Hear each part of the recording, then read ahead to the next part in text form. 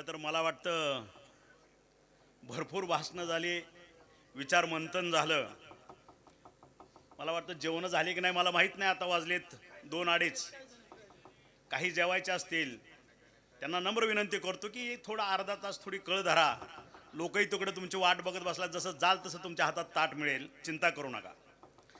आज हा जो शेतकरी मेळावा आहे, पहिलं आयोजक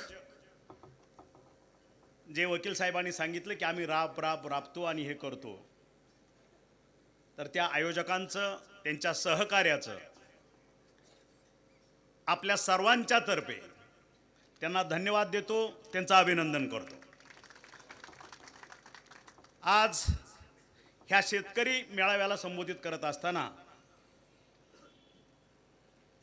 आपल्या महाराष्ट्राचं आराध्य दैवत कुलस्वामिनी आई तुळजाभवानी, भारताचं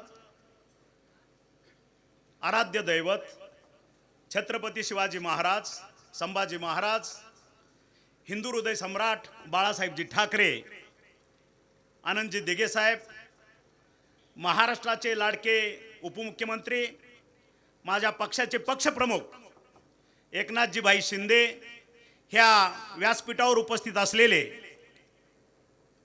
धाराशिवचे जिल्हा प्रमुख दत्ताअण्णा साळुंके, सूरजजी साळुंके, सुधीरांना पाटील, गौतमजी लटके, भारतीताई गायकवाड, अजित लाटाळ, धनंजय दाभेकर, संदीप मडके, नितीन पाटील, अजित खोत, दिलीप सावंत, अमोल पाटील, राहुल पाटील, गणेश जगताप, अमोल माकोडे, युवा सेनेचे ईश्वर शिंदे, संतोष जगदाळे, अमोल जाधव, भरपूर नाव आहेत.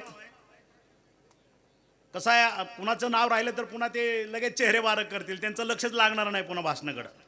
अविनाश खापे पाटील, मायाताई चव्हाण, आशाताई आवाड, संजय नाना गाडवे, शिवहारा स्वामी, शशांक सस्ते, अमोल जाधव, राहुल डोके, उद्धव साळवी, नागजी नायकवडी, घोगरे सर, योगेशजी केदार आणि ह्या सर्वांच्या सहकार्यानं ह्या ठिकाणी कार्यरत असलेले माझे पुतणे केशवजी सावंत साहेब. खरं तर हा शेतकरी मेळावा आणि येणाऱ्या 2026च्या बाबतीत जिल्हा परिषदेच्या निवडणुका, ह्या दोन्हीचाही परामर्श आज आपल्या सगळ्यांच्या माध्यमातून घ्यायचा आहे. कारण आता जिल्हा प्रमुखांनी सांगितलं सूरजने की आम्हाला फसवलं. अरे पण ज्या गावच्या बाबळी त्याच गावच्या बोरी 2017ला तुम्हाला आठवत असेल, धाराशिव नगरपालिकेची सत्ता उलटवून टाकणारा हाच तानाजी सावंत होता. कुठे गेले होते तुम्ही? माझ्या साक्षीनंच तुम्हाला मी उपाध्यक्ष केलं बहुमत नसताना. 40 वर्षाची सत्ता नगराध्यक्ष मकरंदराजे निंबाळकरांना केलं. 1100 मतांनी निवडून आला, त्यावेळेस भाजपचा उमेदवार होताच ना. आणि म्हणून ज्या पद्धतीनं पक्षातील काही लोकांनी, पक्षातील काही नेत्यांनी आपली औकात नसताना पंगा घ्यायचा प्रयत्न, बाजूला करण्याचा प्रयत्न जो केला, त्याची झळ त्या नेत्यांना नाही बसली, त्याची झळ माझ्या सर्वसामान्य शिवसैनिकाला बसली. आज पाय टाकायला जागा ठेवला नाही तुम्ही त्या ठिकाणी. ही सुद्धा एक नीती आहे, ही चाणक्य नीती असते. बोलवत ठेवणं, घुमवत ठेवणं. तुम्ही का बळी पडला सगळेजण? माझ्या कानावर विषय कसा, जोपर्यंत मला माझा पक्षप्रमुख सांगत नाही की तानाजीराव तुम्ही त्या धाराशिवमध्ये लक्ष घाला, नुसतं लक्ष घाला एवढं म्हणलं असतं तर एक मतानं ती नगराध्यक्षाची निवडणूक मी ज्या तानाजी सावंतनं जिंकून दाखवली असती. अदरवाईज मी तुम्हाला माझं थोबाड दाखवलं नसतं. अवकात लागते, त्याच्यामध्ये मनगटामध्ये नॅट लागतं आणि डोक्यात ताकद लागते. काय पद्धतीने आपण इलेक्शनला सामोरं जायचं आहे. समोरच्या नेत्याची पावलं, समोरच्या पक्षाची पावलं काय आहेत हे ओळखता आलं पाहिजे. आणि म्हणून आज तुम्ही विचार करा, मूळ भाजपाबद्दल माझी अजिबात तक्रार नाही. ह्या जिल्ह्यातला, धाराशिव जिल्ह्यातला मूळ भाजपचा एकही कार्यकर्ता शिवसेनेच्या विरोधात जात नाही, कारण रक्त एक आहे. मग खोट कुठं आहे? खोट विचारात आहे, खोट रक्तात आहे. आलं का लक्षात? आज तो उंट आपल्या मंडपात घेतला भाजपवाल्यांनी, पण त्यांना माहित नाही एक दिवस हाच उंट सत्तांतर झाल्याबरोबर दुसऱ्या मंडपात जाणारा हा पहिला उंट असेल ह्या जिल्ह्यातला. हे भाजप नाही ओळखलं पाहिजे. आमची भाजपच्या मूळ लोकांविषयी RSSच्या लोकांविषयी अजिबात तक्रार नाही, परत एकदा सांगतो. पण विचारातली खोट, नियतीतली खोट, विचारातली अशुद्धता हे तुम्हाला ओळखता आलं नाही. हे त्यांचा यश आहे, हे तुमचा अपयश आहे. हे पहिलं मान्य करा, हे पहिलं मान्य करा. आणि म्हणून जर 100-150 किलोच्या पैलवानाबरोबर जर 40 किलोचा पैलवान तुम्ही ताकदीला उतरवला, समोरचं तुम्हाला कणगळीवरतीच खेळत नेणार ना. तुम्ही फडात किती जरी फिरला दंड आपटीत, ती बघतच बसते तुमच्याकडे. त्याला माहित आहे 1.5 मिनिटात चितपट करायचं आहे, पण लोकाला बी खुश केलं पाहिजे. आणि म्हणून तुम्हाला पहाटे 3 पर्यंत खेळवत ठेवलं. मग सगळेच तुम्ही मूर्ख कसे निघाले?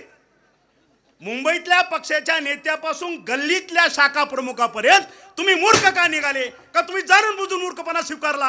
हा माझा सवाल आहे. मी असतो तर काय केलं असतं? युती पहिल्या दिवशीच धुडकून लावून 1+1=40, 41च्या 41 हुकेल. माझा शिवसैनिकाच्या रक्तात लढवायापणा आहे, लढायचा गुण आहे. यश अपयश आम्ही नंतर बघतो, त्याचा कधीही मुलाहिजा आणि त्याचा हिशोब माझ्या शिवसैनिकांनी केला नाही. कारण बाळासाहेबांचा शिवसैनिक हा निवडणुका जिंकल्या पाहिजे, सत्तेत गेला पाहिजे, ह्याच्यासाठी कधी 60 वर्षे लढला नाही. ज्या ज्या ठिकाणी अन्याय होतो त्या ठिकाणी माझा शिवसैनिक तळ हातावरती सिद्ध करून पहिला उभा राहतो. हा बाळासाहेबांचा शिवसैनिक आहे. सत्तेसाठी तो जन्मलेला नाही. आणि म्हणून बाळासाहेबांची शिकवण कुठली शिकवण आहे? 80% समाजकारण आणि 20% राजकारण, ही भूमिका बाळासाहेबांची आहे. आणि मग मी असं म्हणेन, प्रश्नचिन्ह उभा करतो हे आपल्या इथल्या नेत्यावरती. तुम्ही 80%चा विचारच करत नाही, तुम्ही फक्त 20%च्या मागे लागलेला आहे. आणि हे मला मान्य नाही.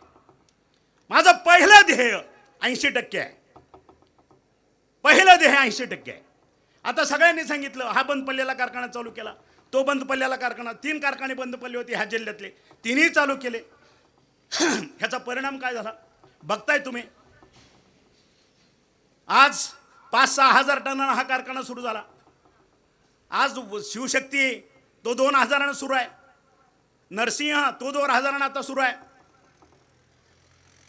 हे कारखाने किती टनानं सुरू होतात ह्याच्यापेक्षा ह्या भूमीतली, ह्या ढोकीची, ह्या तेरची, बाजारपेठेची गेल्या 12 वर्षामध्ये काय अवस्था झाली होती हे सर्वांनी बघितलं.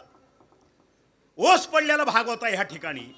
जी लोक ह्या ठिकाणी आमचे खापे असतील, आमचे खोतसाहेब असतील, आत फिरत होती, चिलारी डोक्याएवढ्या चिलारी होत्या, आत पाऊल टाकता येत नव्हता. हा परिसर आज, हा परिसर ज्याचं तुमचं आशास्थान आहे, तुमचं स्वाभिमान आहे, तेरणा हा सर्व 36,000 सभासदांचा स्वाभिमान आहे. तो स्वाभिमान यांनी घाण टाकला होता आणि तरी आपण गप्प बसतो. ह्याचं मला आश्चर्य वाटतंय. 36,000 सभासद जोक नाही. तुमच्या रक्ताचं पाणी करून आज 1,000 रुपयाचा शेअर तुम्हाला आज स्वस्त वाटत असेल, कारण आज 1,000 रुपयाला किंमत राहिली असं वाटतं. पण ज्या वेळेस ह्याची निर्मिती केली, 1,000 रुपयाची किंमत काय होती तुमच्या बाप जाद्याला माहीत होती. 1,000 रुपयाचा शेअर घेऊन आपल्या लेकराबाळाची तोंड बांधून ह्या ठिकाणचा शेअर घेतला आणि ह्यांनी पैसे उचलून पुणे मुंबईला लावले. आणि ह्याची अवस्था 400 कोटीचा कर्जबाजारी करून हा कारखाना बंद पाडला. तीच अवस्था DCC बँकेची आहे. मगाशी सांगितलं खोत साहेबांनी, पूर्ण दिवाळखोरीत बँक नेऊन टाकली. कधी प्रशासक बसेल ते माहीत नाही, ह्या महिन्यात बसेल का पुढच्या महिन्यात बसेल, ही अवस्था बँकेची.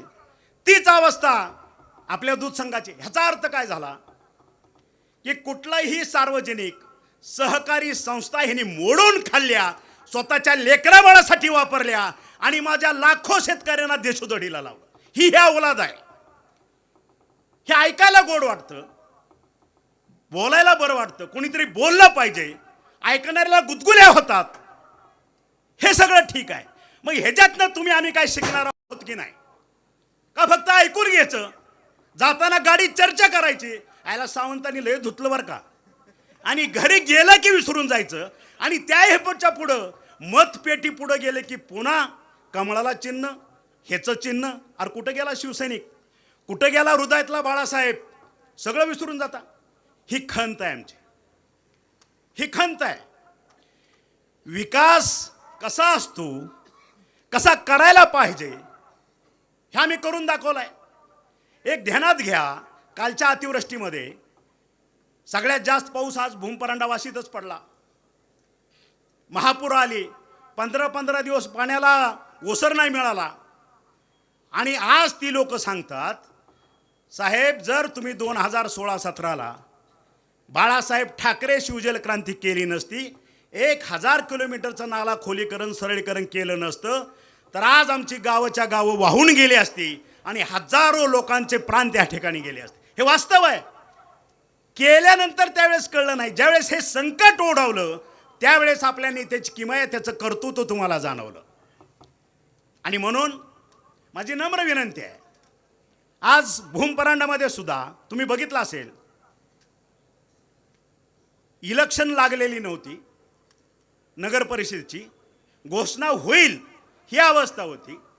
ह्या सगळ्याच्या अगोदरच ह्या जिल्हा म्हणेन मी कदाचित एका मतदारसंघापुरता मर्यादित असणारा इथला आमदार भाजपचा, त्यानं घोषणा केली एकला चलोरची घोषणा केली. माझा शिवसैनिक, माझ्या शिवसैनिकेच्या कुठल्याही नेत्यानं माझ्यासहित, मी महाराष्ट्र राज्याचा शिवसेनेचा उपनेता आहे, आम्ही कुणीही युतीची भाषा केली नाही. कारण आमच्या पक्षात तेवढी शिस्त आहे. आमच्याकडे आदेश चालतो, आमच्याकडे व्याख्यानं चालत नाहीत. आमच्या पक्षानं आम्हाला कुठलंही अजून सांगितलं नव्हतं युती करायची किंवा नाही. त्याच्या म्हणून माझ्या कुठल्याही नेत्यानं त्या पद्धतीवरती भाष्य केलं नव्हतं. पहिलं भाष्य भाजपकडं आलं, एकला चलो रे, आम्ही कुणाशीही युती करणार नाही. अरे मग हा तरी हाडाचा शिवसैनिक आहे. आम्ही मागं लागून आम्हाला बरोबर घ्या म्हणणारी माणसं नाही. हार होईल का जीत होईल हा नंतरचा प्रश्न आहे. आणि मग आम्ही भूमपराणामध्ये जर तुम्ही बघितलं, भाजप असेल, शरद पवार राष्ट्रवादी, अजितदादा राष्ट्रवादी, काँग्रेस, पुन्हा वंचित, आणखी जे काय असेल ते MIM, सगळे पक्ष एकत्र. का? आम्हाला सावंतांना ह्या ठिकाणीच थोपवून ठेवायचं आहे. सगळे एकत्र आले. कणपूरला भूममध्ये बी पुरवला, परांड्यामध्ये बी पुरवला.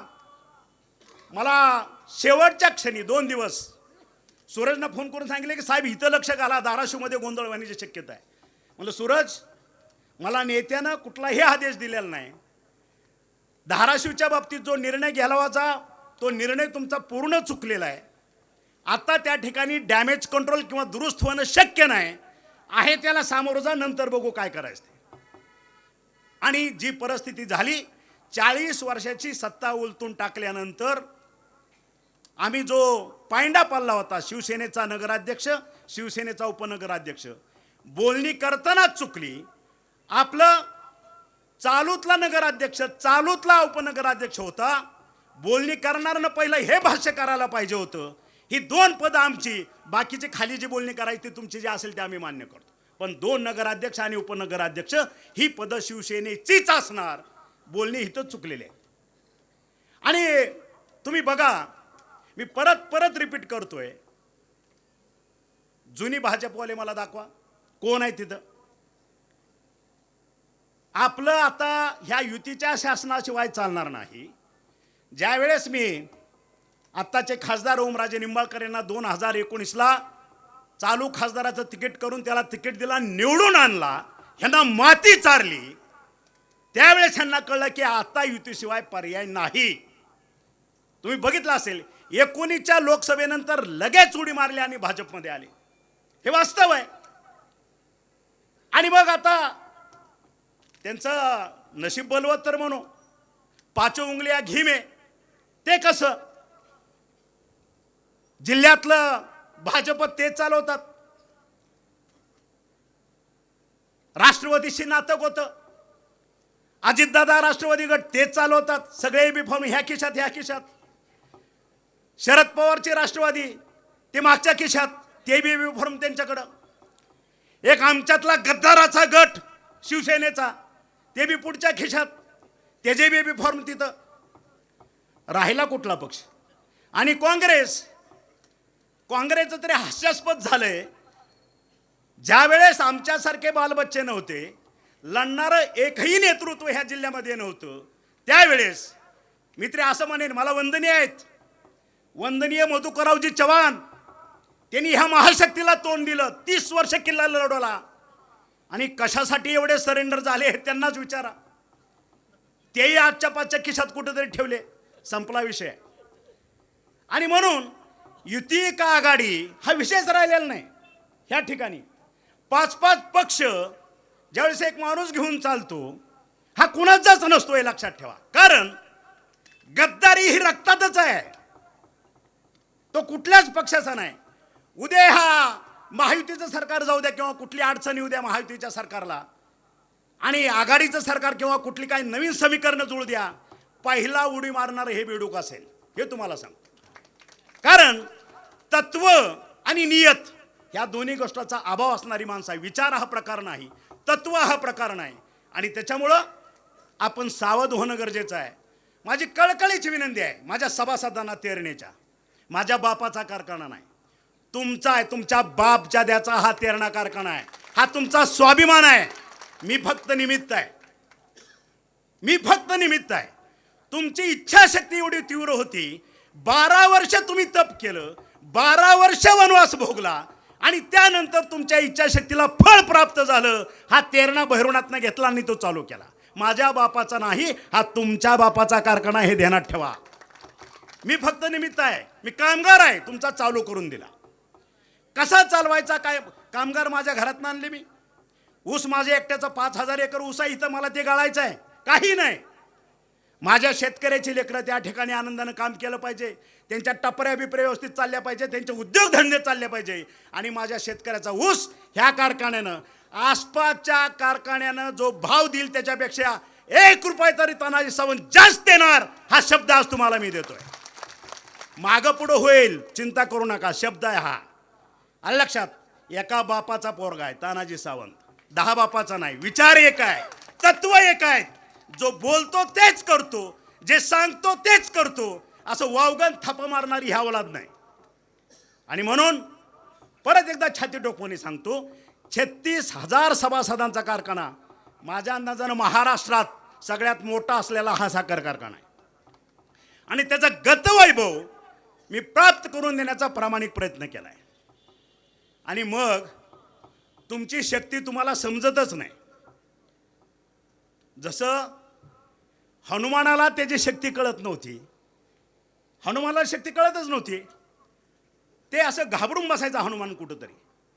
बाकीचे त्याला त्याचं पूजन कर, तिची आराधना कर, तिची स्तुती कर, पण त्याला शक्तिहीन झाल्यासारखं वाटायचं. पण त्याच्यात प्रचंड शक्ती होती, ती कोणीतरी जागृत करणं गरजेचं होतं. आणि म्हणून श्रीरामानं त्याला आठवण करून दिली, हनुमाना, ज्या ज्या वेळेस तुला असं वाटेल त्या त्या वेळेस फक्त जय श्रीराम म्हणत जा, तुझं सर्व शक्ती सर्व काही पुन्हा पुनर्प्राप्त होईल. बरोबर आहे. थोडं आपण रामायणात जाऊ. त्या पद्धतीनं आज जो माझ्या पुढे समुदाय बसलेला आहे, शिवसैनिक म्हणून किंवा तेरणेचा सभासद म्हणून, 36,000 ही ताकद आहे तुमची. 36,000 गुणिले 4 मतं धरा, 1,60,000 मताचे मालक आहात तुम्ही. हे जागृत व्हा, सावध व्हा, धोका समोर. आणि आपला विकास, आपल्या लेकराबाळाचं कल्याण कोणाकडे आहे त्यांच्याबरोबर करा. तुम्हालाच राज्य करायचं आहे, तुम्हालाच सत्ता भोगायची आहे, मी फक्त निमित्त असणार आहे, हे ध्यानात ठेवा. आणि म्हणून आज हा मेळावा असेल, विजय संकल्प मेळावा असेल, पण हा विजय संकल्प मेळावा ह्याचं फाउंडेशन, ह्याचा पाया हे माझे 36,000 सभासद आहेत तेरणेचे, जो तुमचा स्वाभिमान आहे. आणि परत एकदा विनंती करतो, आता दाभेकर वकिलांनी सांगितलं, आलं पायाजवळ की तुम्ही त्याला माफ करता. अरे तो माझा स्वभाव गुण आहे. समोरच्याच्या डोळ्यात मी अश्रू बघू शकत नाही. आज महाराष्ट्रातले कमीत कमी 500 ते 700 मुलं मी दत्तक घेतलेले आहेत.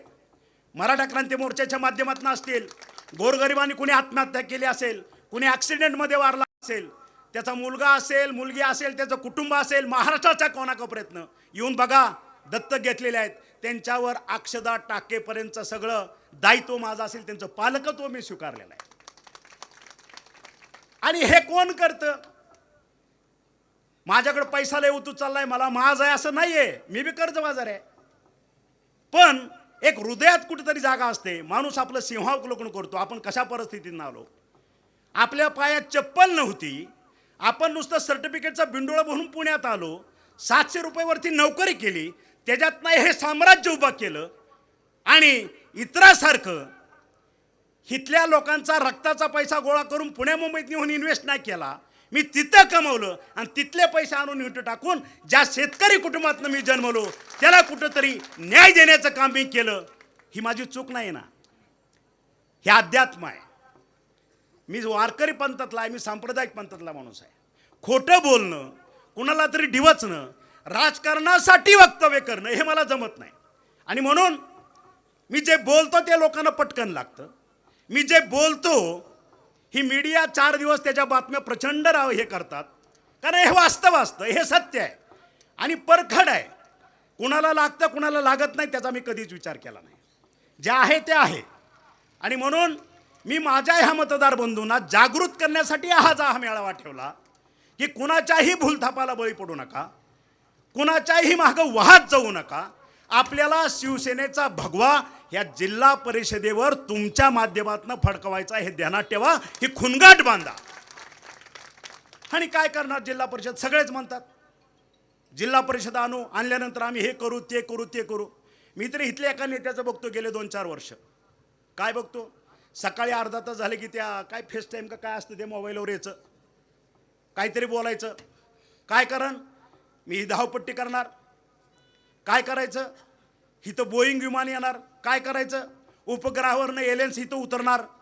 अरे काही चाटायचं आहे का, माझ्या पोराचं उद्या दप्तर आणायचं आहे, माझ्या दवाखान्याची बिलं भरायची आहे, ती माझ्या पोरीचं उद्या लगीन आले त्याला पैसे नाही, तुझं बोईंग विमान आणि तुझं हे बघून आम्हाला काय करायचं आहे, त्याचा काय उपयोग आहे आम्हाला. आणि चोरायची एक लय सवय. विमानाचा विषय निघाला म्हणून धाराशिवची धावपट्टी विमानाची चांगली व्हावी हे पहिलं पत्र कोणी दिलं हे मीडियाला विचारा. पहिलं पत्र माझं आहे. दुसरी गोष्ट, खंत वाटते, खेद वाटतो, वाईट वाटतं. आपण सर्वजण हिंदू आहोत, काय वाईट वाटतं. महाराष्ट्रात नाही, भारताची आराध्य दैवत आई तुळजाभवानी, माझ्या माता भगिनी, माझ्या लाडक्या बहिणी ह्या ठिकाणी बसलेल्या आहेत. काय पावित्र्य असतं. नवरात्रात आपण किती कडक त्या ठिकाणी भूमिका घेतो, शिवता शिवता नये हे नये किती काळजी घेतो. आणि त्या गाभाऱ्यात आज ही कुठली घाणेरडी लोक जाऊन तोडफोड 4 पैसे खायचे, भ्रष्टाचार करायचा, ती गोष्ट लावून धरायची. आणि काय केलं आमदारानं, तर त्या मंदिराचं सुशोभीकरण केलं. अरे झक मारायचं आहे तर बाहेर कर ना, गाभाऱ्याला कशाला हात लावतो. ते पावित्र्य राहणार आहे का. ते जे काही शक्ती आहे ती शक्तिपीठ आहे, त्या शक्तिपीठाचा आदर केला पाहिजे, तो पावित्र्य राखलं पाहिजे. आणि त्याला कुठेतरी ठेच लागलेली आहे. हे सर्वजण एकदा परत आत्मचिंतन करण्याची गरज आहे. हे वास्तव आहे. मी पालकमंत्री असताना 2 वर्ष फाईल माझ्याकडे पेंडिंग होती. मी एकच सांगितलं होतं, जे काय करायचं ते करा, मी मान्यता देतो, फक्त गाभाऱ्याला हात लावायचा नाही. कारण आमच्या निष्ठेचा प्रश्न आहे, आमच्या देवीचं ते आदर स्थान आहे, सिंहासन आहे, त्या ठिकाणी आम्ही कुठलीही शिवत होऊ देणार. ते सोडून सगळं मला मान्य आहे. ते केलं नाही, मी सही केली नाही. आणि आता ज्यावेळेस 24ला सरकार पुन्हा बदललं, नवीन सरकार आलं, आमचे सीएम साहेब गेले, नवीन सीएम साहेब आले त्यांच्या पक्षाचे, 8 दिवसात फाईल मंजूर करून काय गुलाल उधळला आणि काय केलं, ते पावित्र्य नष्ट करण्याचं पाप ह्या लोकांनी केलेलं आहे. त्याची फळं मी अध्यात्मातला परत एकदा सांगतो, त्याची फळं हा परमेश्वर त्यांना दिल्याशिवाय राहणार नाही. मग चांगली का वाईट तो परमेश्वर ठरवेल. इतकी विटंबना हे मान्य नाही ना. त्याचं कारण काय, मला परत एकदा राग येतो आणि तुमचं चेहरे बघल्यावर वाईटही वाटतं. कारण ही रजाकाराची औलाद तुमच्या छताडावर नाचत असताना आपण गप्प कसे. हा त्यांचा दोष आहे का आपला दोष आहे हेच कळत नाही. असं काय आहे की तुम्हाला त्याची वेठबिगार करावं लागते. अशी कुठली गोष्ट आहे की त्याच्यामुळे तुम्हाला त्या माणसाचा तुम्हाला त्रास होईल. आणि मी परत आज छाती टोकवानी तुम्हाला वचन देतोय ह्या सगळ्यांच्या साक्षीनं, त्याच्यासारखे 10 जरी आले, तुमच्यावर कुठलंही संकट येऊ द्या, हा तानाजी सावंत छातीचा कोट करून तुमच्या अगोदर त्याच्या समोर असेल. मला बघायचं त्याच्यात किती दम आहे किती गट्स आहेत ते. कारण ही जनता आहे, ही जनता जनार्दन आहे. खरं सरकार हे आहे. आज मगाशी सांगितलं आमच्या तालुका प्रमुखानं तुळजापूरच्या, खोट्या केसेस करायच्या, आत टाकायचं, ब्युरोक्रेसीला काहीतरी सांगायचं, त्यांना हे करायचं, तहसीलदारला काहीतरी सांगायचं. परवा 2-4 दिवसापूर्वी ह्या धाराशिवचा एक पत्रकार त्याला आत टाकलं फोन करून. आणि म्हणून प्रशासनाला सुद्धा मी आज सजग करतोय. हा तानाजी सावंत आहे. 2-2.5 वर्षाची कारकीर्द माझी बघितलेली आहे. गाठ माझ्याशी आहे. हे जिल्हा परिषद संपू द्या, मग हे तानाजी सावंत काय हे ब्युरोक्रेसीला दाखवल्याशिवाय स्वस्त बसणार नाही. जनतेवर जर अन्याय करणार असाल, ज्याच्या पगारी तुम्ही खाता, ज्याच्या रक्ताच्या पैशातून तुमच्या तिजोरी भरतात आणि त्या तिजोरीतनं तुमच्या पगारी होतात, त्यांना जर त्रास द्यायची मानसिकता तुम्ही ठेवली, राजकारण करत असाल, त्याला योग्य पद्धतीनं जाब दिल्याशिवाय तानाजी सावंत स्वस्त बसणार नाही. हे मान्य नाही, हे सहन करणार नाही. आणि म्हणून जर कुणाला घमेंड असेल ना डोक्यात, सत्ता माझी आहे, सत्ता माझी पण आहे, माझा मुख्यमंत्री आहे, माझा बी उपमुख्यमंत्री आहे, आणि त्याच्याही पुढचं आम्ही रक्ताचे शिवसैनिक आहोत, कडवे शिवसैनिक आहोत बाळासाहेबांचे. आम्ही कोणाची डाळ शिजू देणार नाही. त्याच्यामुळं आमचा नाद करू नका. हार जीत आमच्यासाठी गौण आहे, पण आमच्या अंगावर याचं धाडस करू नका. आला अंगावर घेतला शिंगावर, तू कुणी आस, मला काही देणं घेणं नाही.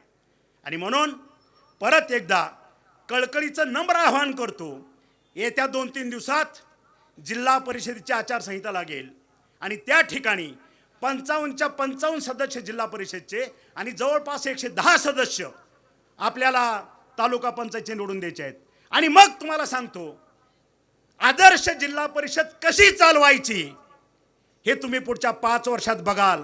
आणि जर ती आदर्श नाही चालली तर तानाजी सावंत जिल्ह्याला तोंड दाखवणार नाही, हे वचन तुम्हाला मी देतो. आणि मग तुम्ही ठरवायचं, जिल्हा परिषदेमध्ये शिवसेना आणायची का हायब्रिड पार्टी आणायची, हे तुम्ही ठरवायचं आहे.